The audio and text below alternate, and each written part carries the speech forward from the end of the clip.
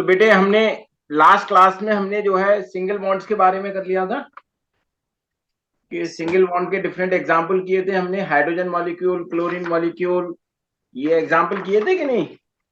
Yes sir.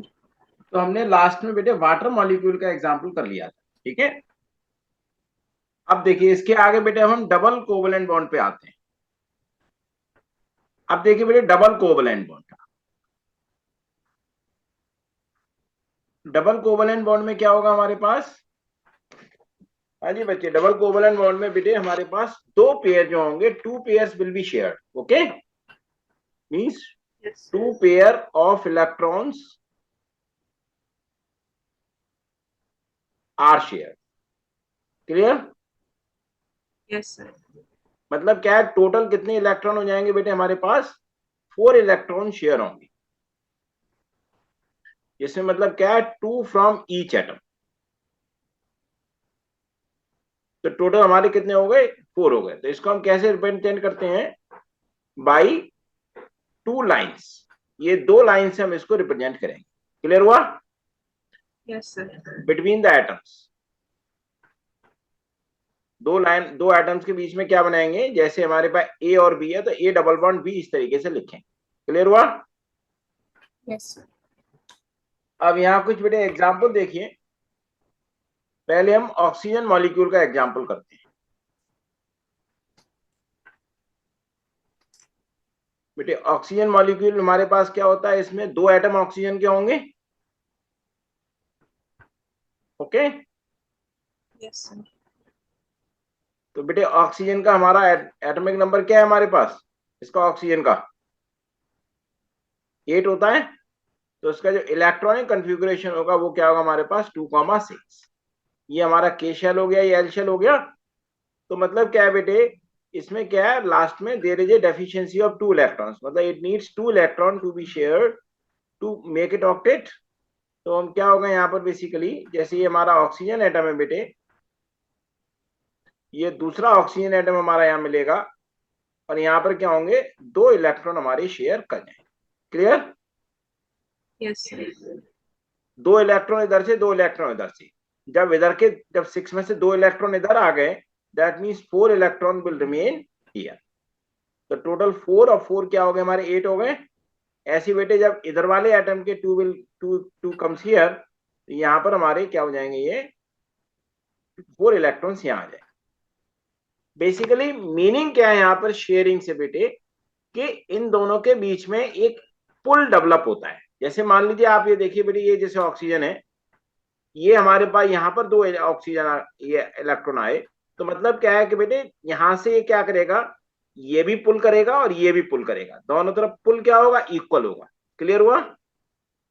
Yes sir. Basically bond formation का मतलब क्या है, कि इनके बीच में एक फोर्स ऑफ अट्रैक्शन डेवलप होता है। और फोर्स ऑफ अट्रैक्शन क्या करता है, बॉन्ड का काम करता है, क्लियर? Yes sir. तो बेटे यहाँ पर क्या होगा, 2 इलेक्ट्रॉन शेयर होंगे और 2 इलेक्ट्रॉन शेयर के क्या होगा, दोनों के बीच में डबल बॉन्ड बनेगा।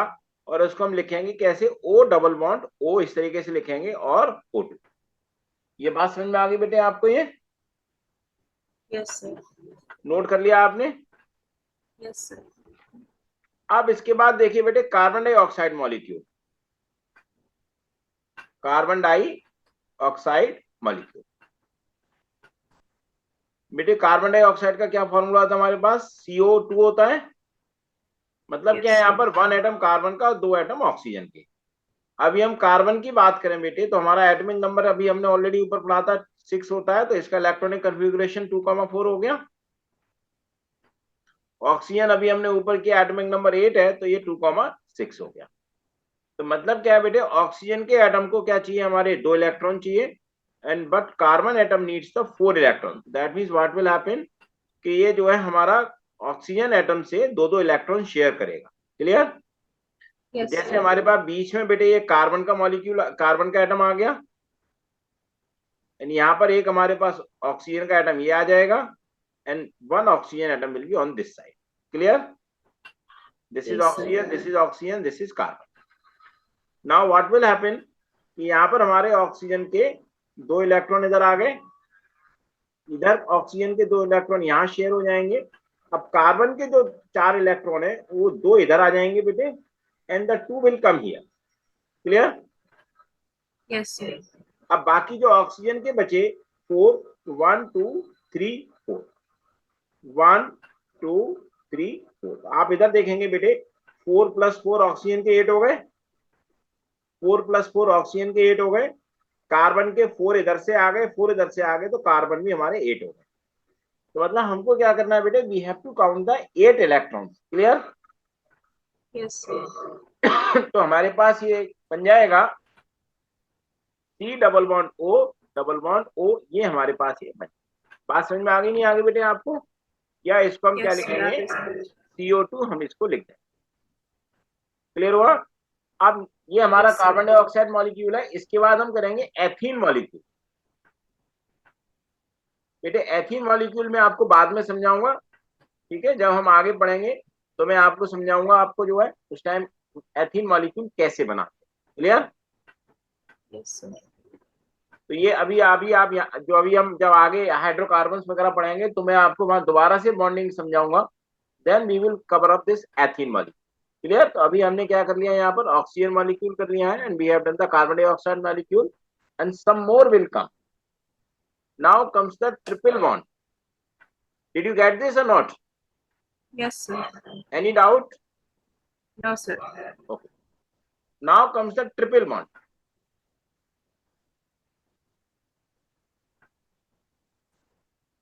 ट्रिपल बॉन्ड में क्या होगा बच्चे, यहाँ पर हमारे क्या होंगे, 3 pair of electrons are share. क्या होते हैं यहाँ पर बेटे, 3 pair of electrons are shared between 2 atom.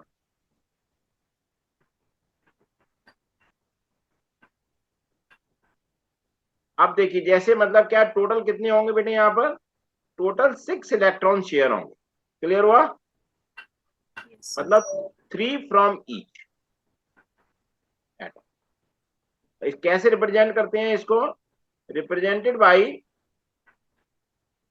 3 lines, 1 2 3 lines, हम पैरेलल लाइन्स बनाएंगे between 2 atom. Clear? Yes, sir. ये 2 लाइन्स मतलब जैसे हमारे पास ए ये है ट्रिपल बॉन्ड, बी ये है, इस तरीके से हम इसको रिप्रेजेंट करते हैं। बात समझ में आया बेटे नहीं? Yes, sir. Now look at the examples. पहला एग्जांपल हम ले लेते हैं नाइट्रोजन मॉलिक्यूल का। नाइट्रोजन का हमारा बेटे जो एटॉमिक नंबर होता है बच्चे, वो क्या होता है एटॉमिक नंबर नाइट्रोजन का, बोलिए? 7. 7। क्या होता है? 7। ठीक है, तो इसका इलेक्ट्रॉनिक कॉन्फ़िगरेशन क्या हुआ हमारे पास, 2,5 Kn। तो now it needs 3 more electron to make its octet. तो मतलब क्या होगा बेटे, जैसे नाइट्रोजन का एटम है एक, और दूसरा नाइट्रोजन का एटम ये है हमारे पास, तो इन दोनों के बीच में कितने इलेक्ट्रॉन शेयर होंगे, 3 pair of electrons, 3 from each, total 6 electron हमारे शेयर हो जाएंगे, और ये हमारा बॉन्ड, ये हमारा ये बन गया। क्लियर? Yes, sir. ये हमारा नाइट्रोजन, ये नाइट्रोजन। अब बेटे from this nitrogen 3 electrons have come here, that means 2 are remaining, तो ये बाकी 2 इलेक्ट्रॉन यहाँ आ जाएंगे। सेम फ्रॉम दिस बेटे 3 यहाँ आ चुके हैं हमारे, then 2 electrons will come here. So this way we have got nitrogen had got 6 + 2 8 electrons here, and 6 + 2 8 electrons here. The total हमारे कितने इलेक्ट्रॉन शेयर हो गए यहाँ पर, 6 इलेक्ट्रॉन्स हमारे शेयर यहाँ पर हो जाए। क्लियर हुआ? Yes, sir. तो ये हमारे पास, इसको हम रिप्रेजेंट कैसे करेंगे, N ट्रिपल बॉन्ड N, और चूंकि 2 एटम है तो इसको हम N2 से भी लिख सकते। बात समझ में आ गई बेटे आपको ये? Yes, sir. इसके बाद और भी एग्जाम्पल है। नेक्स्ट एग्जाम्पल हम लेंगे एथाइन मॉलिक्यूल का।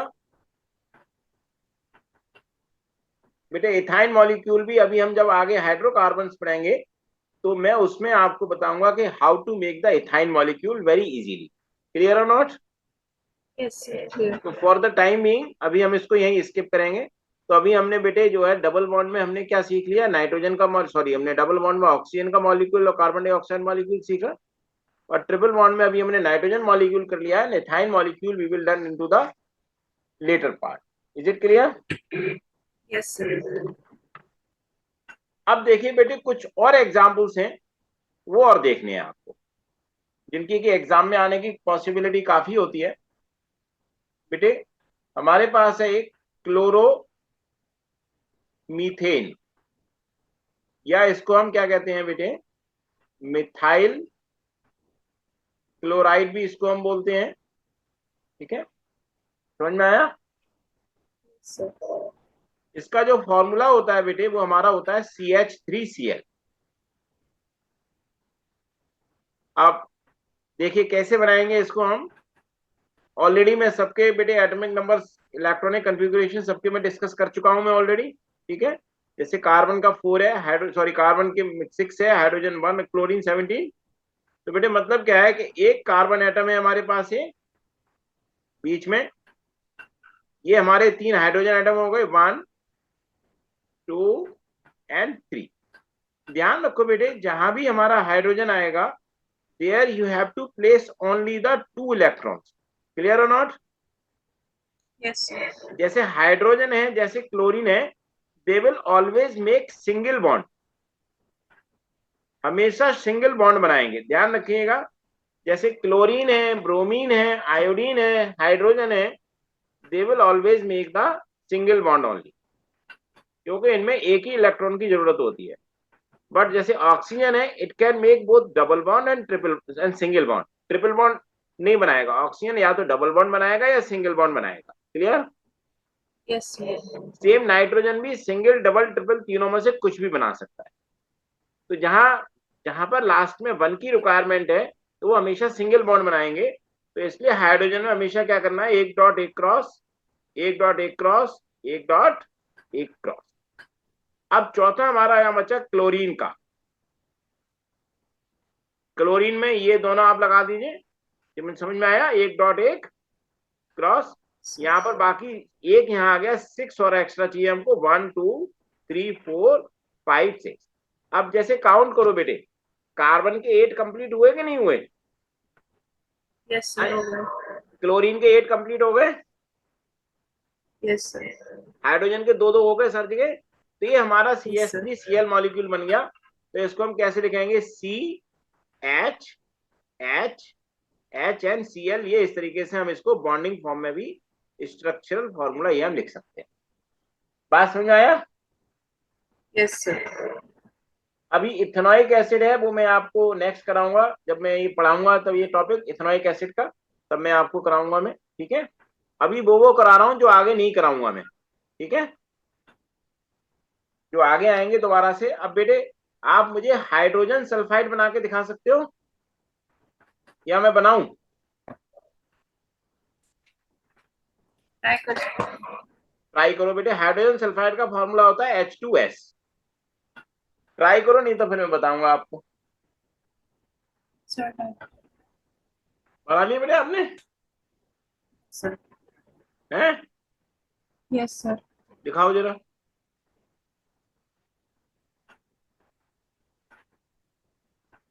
वेरी गुड बेटे, देखो जब भी एग्जाम में आएगा, देखो एग्जाम पर्पज से कैसे बनाना है इसको। देखिए आपने बहुत अच्छा बनाया है। देखो जब भी एग्जाम में आए आपको, कि आपको एग्जाम में कैसे लिखना है, सबसे पहले लिखना है एटॉमिक नंबर ऑफ हाइड्रोजन। ठीक है, 1, इलेक्ट्रॉनिक कॉन्फ़िगरेशन ये आपको लिखना है 1 के शायद। एटॉमिक नंबर ऑफ सल्फर क्या होता है हमारे पास, 16। इलेक्ट्रॉनिक कॉन्फ़िगरेशन क्या होगा, 2,8,6 KLM। अब उसके बाद फिर आपको ये बनाना है हाइड्रोजन, सल्फर एंड ये सल्फर। क्लियर? देखिए सल्फर बेटे डबल बॉन्ड, सिंगल बॉन्ड दोनों बना सकता है, लेकिन यहां पर चूंकि सिंगल बॉन्ड बनेगा बस, और बाकी के हमारे 5 इधर आ जाएंगे। एक मिनट, हाइड्रोजन एक 286, हाँ अच्छा सॉरी मैंने गलत बना दिया है, एक मिनट, बीच में एस लिखना था, इधर उधर क्या लिखेंगे हम, एच लिखें। ठीक है, ये हमारे पास ये हाइड्रोजन का आ गया, सल्फर का इसको हटा दो, एक मिनट दोबारा काट के बना दे। ये सल्फर का आ गया, जैसे वाटर मॉलिक्यूल बनाएंगे वैसे सेम ये भी बनाना है।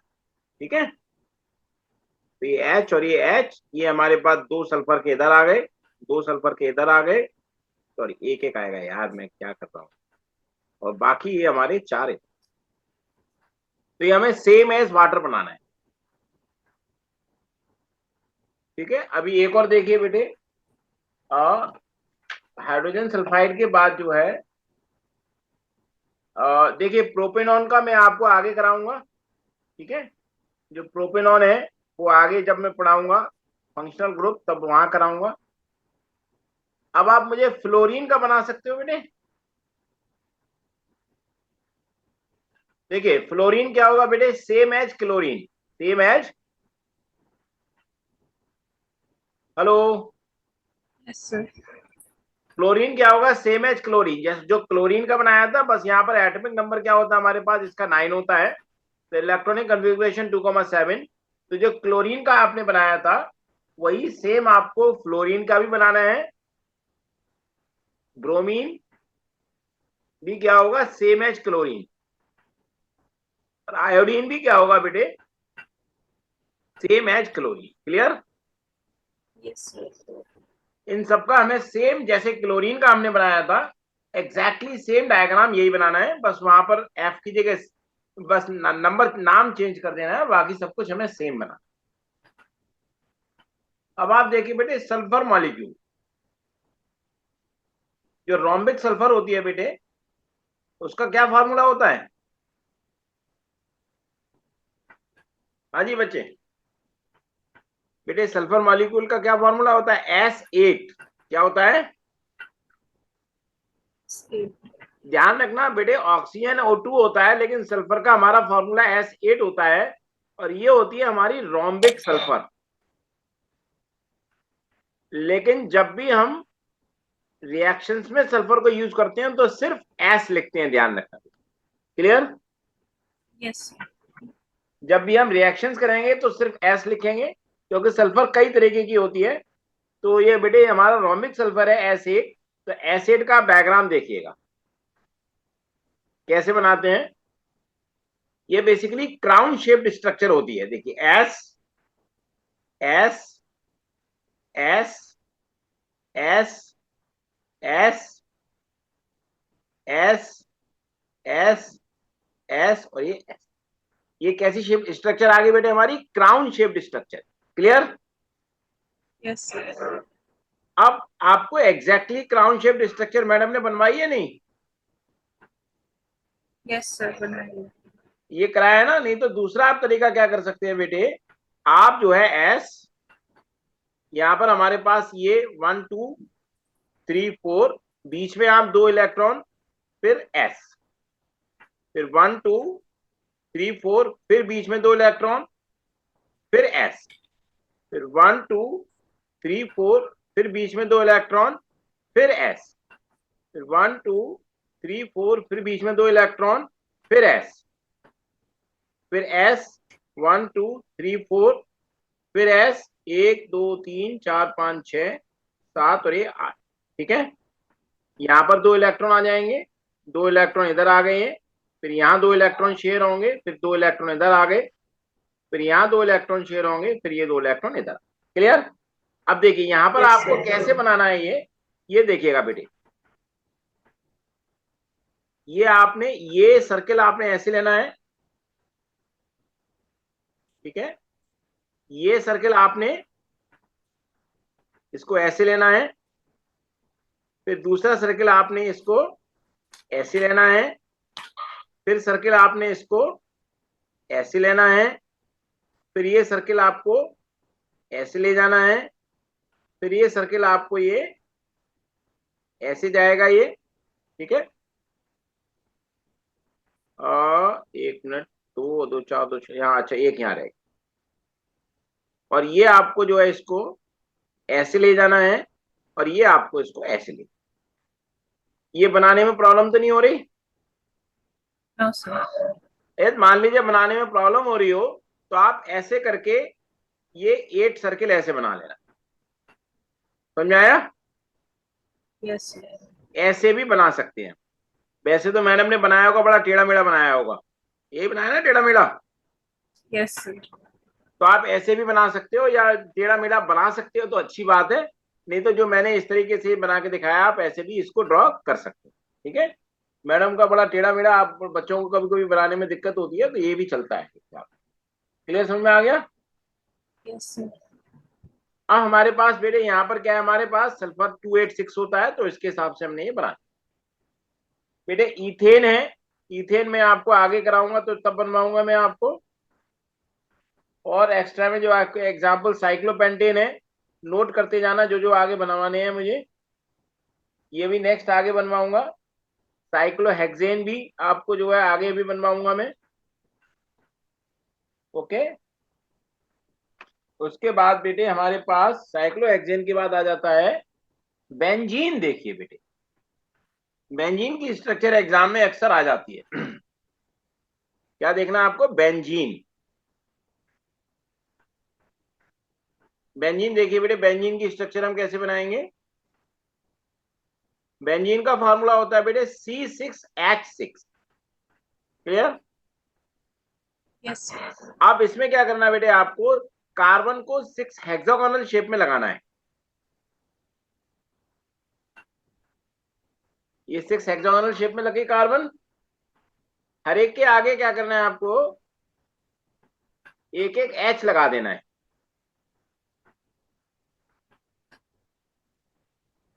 एक चीज ध्यान रखनी है बेटे, कार्बन के चारों ओर 4 लाइनें जरूरी हैं। कितनी लाइनें? 4। आर यू गेटिंग इट और नॉट? Yes, sir. कार्बन ध्यान रखिएगा बेटे, सिंगल बॉन्ड बनाता है, डबल बॉन्ड बनाता है, ट्रिपल बॉन्ड बनाता है। कभी भी हमारे पास 4 बॉन्ड नहीं होते एक साथ, मैक्सिमम ट्रिपल बॉन्ड होता है। तो इसका मतलब कार्बन का एक एटम कोई ना एक इलेक्ट्रॉन किसी ना किसी से या तो सिंगल बॉन्ड बनाएगा। समझ में आया कि नहीं? Yes, sir.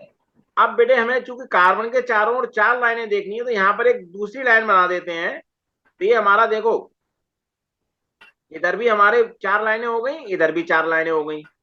अब यहां पर हम एक लाइन बना देते हैं, तो ये वाली भी 4 हो गई, ये वाली भी 4 हो गई। तो ऑल्टरनेट डबल बॉन्ड बनाने होते हैं। क्लियर हुआ? Yes, sir. अब हम क्या करेंगे बेटे, इसका डायग्राम कैसे बनाएंगे। हमें क्या करना है, 6 सर्किल बना लेने हैं। बेस्ट तरीका क्या है हमारे पास, आप 6 सर्किल्स बना लो। 4, 5 और ये 6। क्लियर? Yes, sir. 6 में कार्बन लिख लो आप, और एक एक हाइड्रोजन का सर्किल बना दो।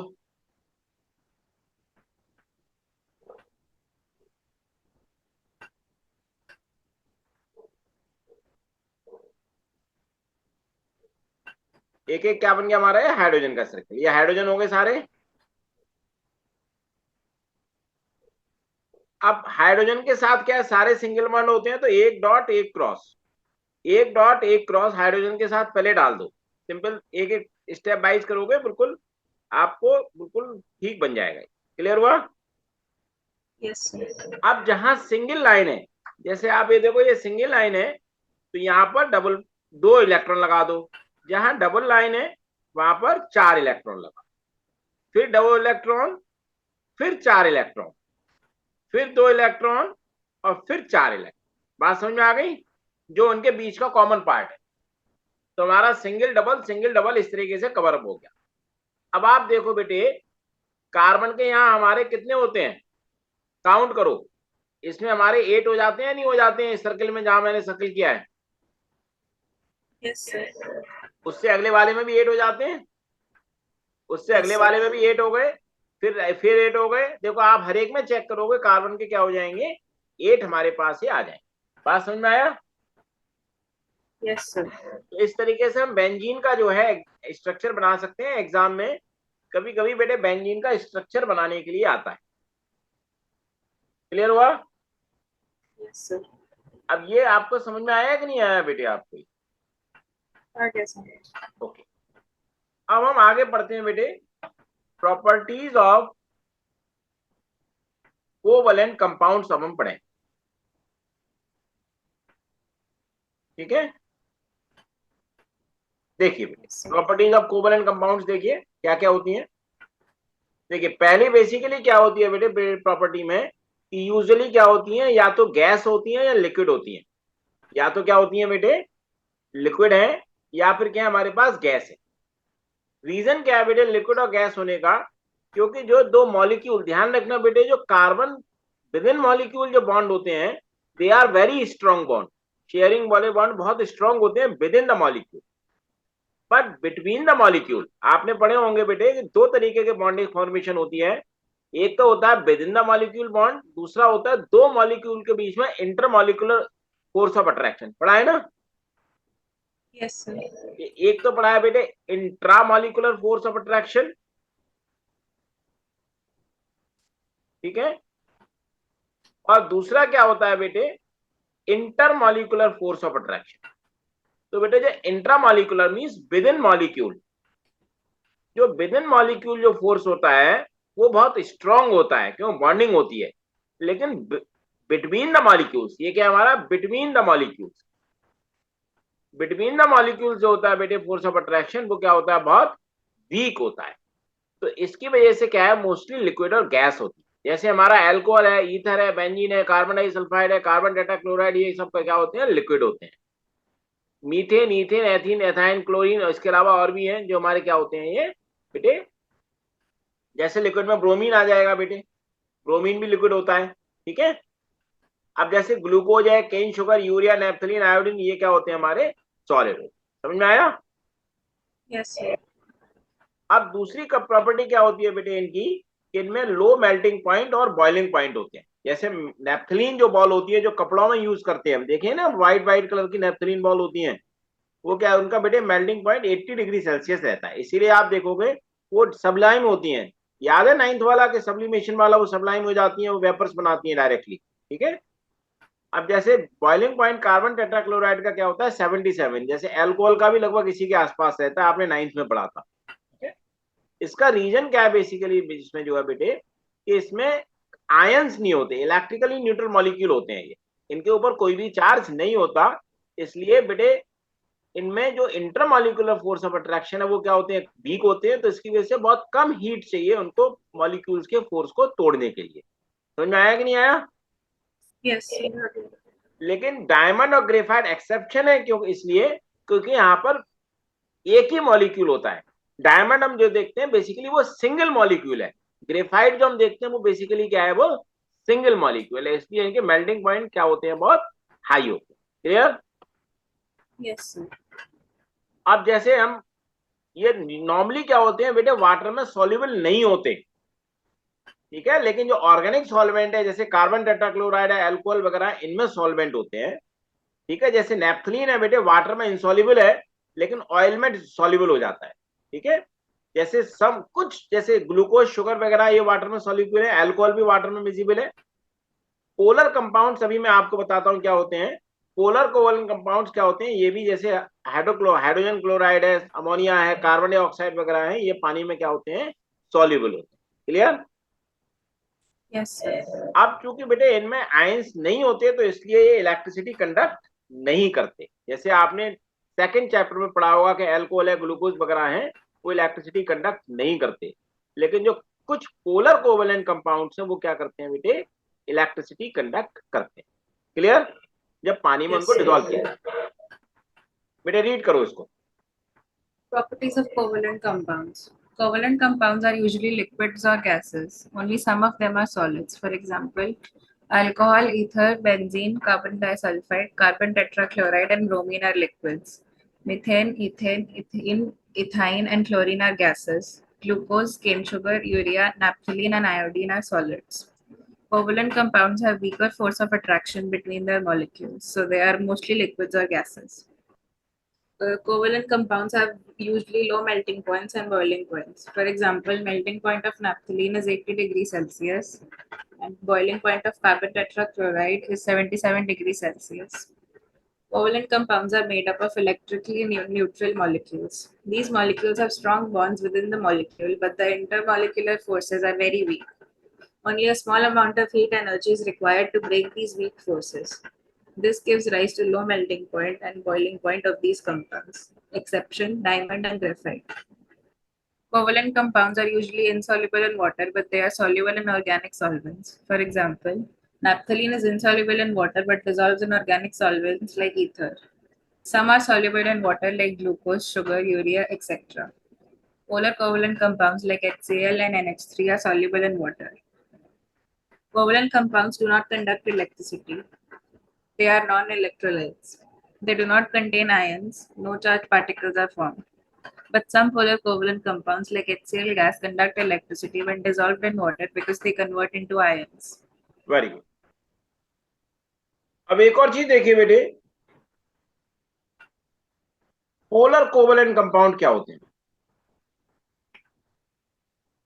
ठीक है, ये आपको बार बार यहाँ वर्ड आया है, ये आपके एग्जाम में नहीं आएगा, लेकिन इसको समझ लो बेटे। ठीक है, देखिए बेसिकली कोवलेंट बॉन्ड जो होते हैं हमारे पास, वो दो तरीके के हो जाते हैं। एक तो पोलर कोवलेंट बॉन्ड और एक हो जाते हैं नॉन पोलर कोवलेंट। समझ में आया? Yes, sir. अब पोलर नॉन पोलर में, पोलर का मतलब क्या हुआ बेटे कि इनमें एक पोलैरिटी डेवलप हो जाती है।